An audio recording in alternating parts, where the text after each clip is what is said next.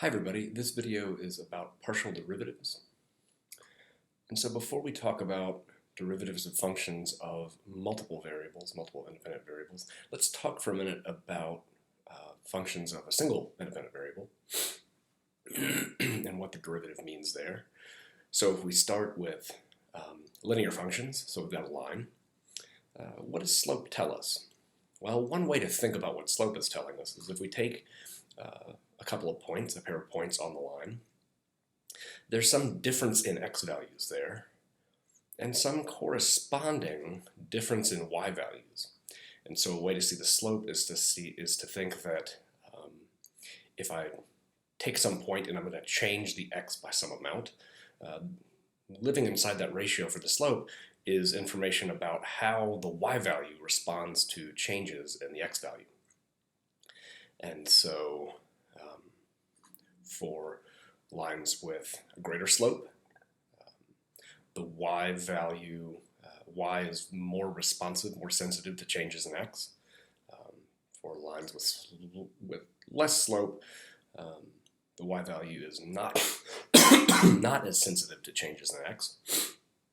And if increases in x lead to decreases in y, then that's when we have negative slope. So that's what we can sort of see from slope. It tells me how the dependent variable responds to changes in the independent variable. What about for functions of a single variable that aren't linear? What if we've got some other curve? Well, if we think about some point, then the derivative of that point you can think of as telling you the slope of the tangent line there.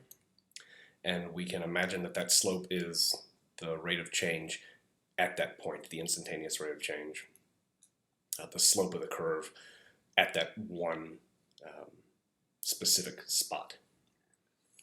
And so different points have different slopes of tangent lines, and so you can think of the different points having different slopes, y responding to changes in x in different ways, depending on the slope of the curve at that point. Okay, so what about for functions of multiple independent variables? Well, in this case, what we're looking at is a function of two independent variables, x and y, and we're letting that return a z value, so it's telling us a height, and we get the surface. And we can think about some point on the surface. But since we've got two independent variables now, we can't just talk about how z responds to changes in the independent variable, and we have to talk about how z responds to changes in each of the independent variables.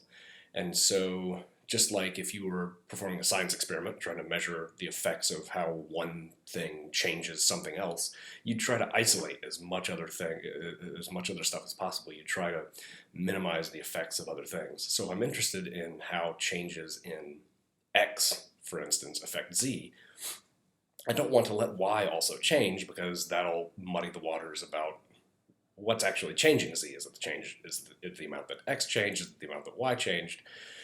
And so what we can do is look along the cross-section for some fixed y at that point.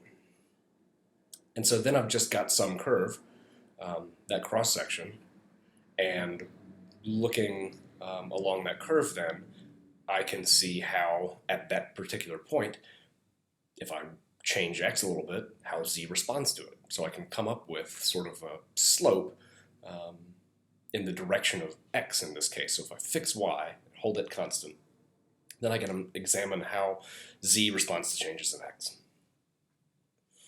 Similarly, I could instead fix x and see how z responds to changes in y.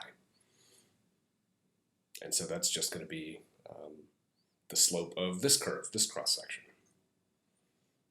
And so these two different quantities we've talked about are what are called partial derivatives. So if we've got some function, then at a particular point, say AB, the partial derivative of f with respect to x. So two different notations here, the f sub x or the notation with sort of the curly d, the partial derivative sign. Both mean the same thing. It's the partial derivative of f with respect to x at the point AB is just the value of this limit, where what we're investigating is how a change in just the x-coordinate, not the y,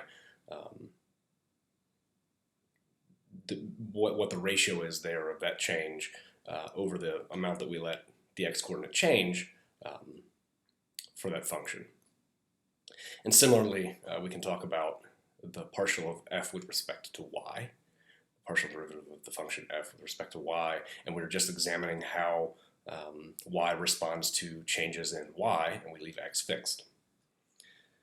So these are our formal definitions for partial derivatives, and it should make sense. It should mesh with what we know about derivatives for functions of single variables, single independent variables.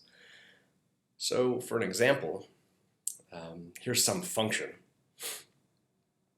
And actually all the same differentiation techniques that you learned in single variable calculus still apply here.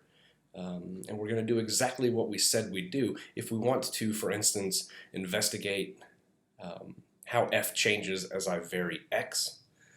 So I can come up with a function that tells me that for any x and y.